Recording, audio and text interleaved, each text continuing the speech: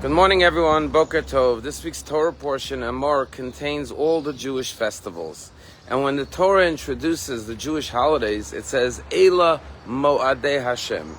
These are the Mo'adim. And often we say, Mo'adim l'simcha, holidays for rejoicing. But the literal translation of the word Mo'ed means appointed times. The Torah says, these are the appointed calendar. After every 6 days, you should observe Shabbat. On the first day of the year, you should observe. On the 10th day of the year, you should observe Yom Kippur and Sukkot and Pesach and Shavuot and Count to Omer. And Rabbi Jonathan Sachs explains something very beautiful. He says, what is the difference between a to-do list and a calendar with appointments? A to-do list are a long list of things you want to get to, you want to do. But it's not attached to a specific time or a specific day on the calendar.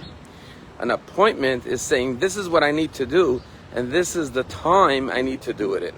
And he says, this is the understanding of what it means that the holidays are called Mo'adim, appointments. You see, God is making an appointment with us in advance.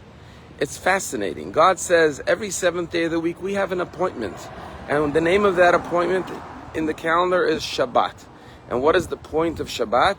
To remember that God created the world and gave us this beautiful gift of life.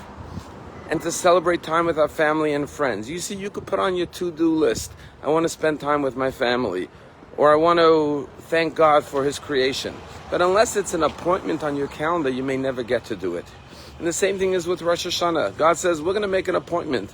A day on the calendar to remember that there's always new beginnings. That you could start all over again. And we're going to have a day for an appointment to discuss the subject of forgiveness, asking for forgiveness, offering forgiveness. And that's true with every holiday. And that's why the holidays are called Mo'adim. We're now between Pesach and Shavuos. Pesach is the holiday of appointment time to talk about and learn about and contemplate and meditate on the subject of freedom and how all of us must strive for freedom. Shavuot, we're going to receive the Torah, to think about the gift of the Torah and how much time we spend studying Torah. Recently, right before Pesach, there was a story that happened in New Jersey. In Lakewood, there was a fellow who was pulling out of a parking space and he hit another parked car next to him.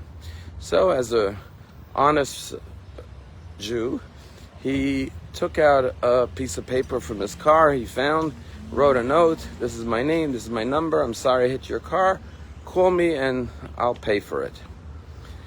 He gets a call, it was right before Passover, from another Jewish man who lives in Lakewood.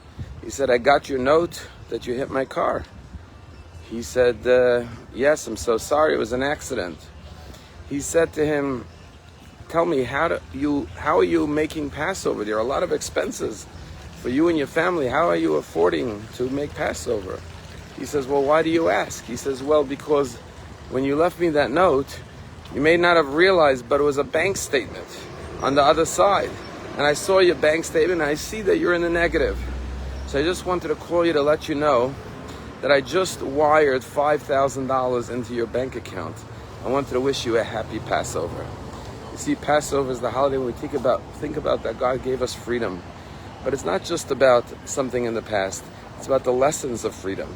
That when we see somebody who finds themselves in some form of constraint, whether it's physical, emotional, or financial, just as God freed us, we should offer them freedom as well.